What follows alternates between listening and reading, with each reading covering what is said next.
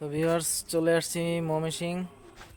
এখানে এসি একটা ফিটিং করতে। আমরা অবশ্য ইনডোর ফিটিং করে ফেলছি, ভিডিও করতে পারি নাই কারণ এখানে ধরার লোক ছিল না।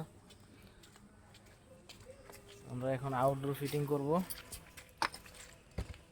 আউটডোর ফিটিং এর জন্য আমরা মই সেট করতেছি।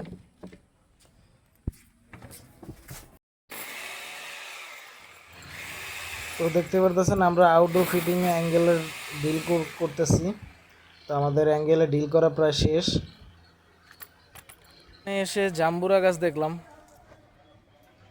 একদম টসটসা জাম্বুরা, খাইতে ইচ্ছা করতেছে। দেখি কাজের শেষে খাওয়ার একটা চিন্তা ভাবনা করবো। হ্যাঁ, এগুলো যে পাকছে, কাজের শেষে ইনশাল্লাহ পেরে দুই একটা ভর্তা করে খাওয়া যাব।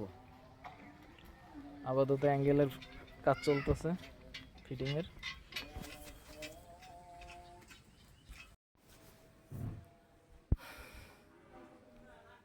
তো জেনারেলের এই এসিটা আমরা ঢাকা থেকে নিয়ে আসছি, আমার খুব ক্লোজ ফ্রেন্ড, যার কারণে এখানে আমরা ময়মনসিং এসে লাগাই দেওয়ার চিন্তা ভাবনা করে দিলাম।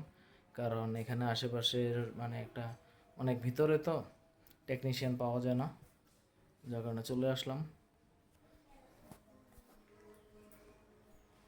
আজকে খুব বৃষ্টি ছিল, বৃষ্টির মধ্যে দিয়ে আসলাম।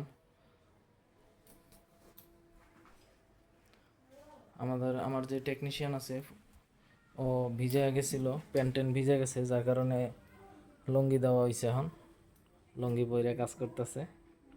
পাশে একটা পুকুর আছে।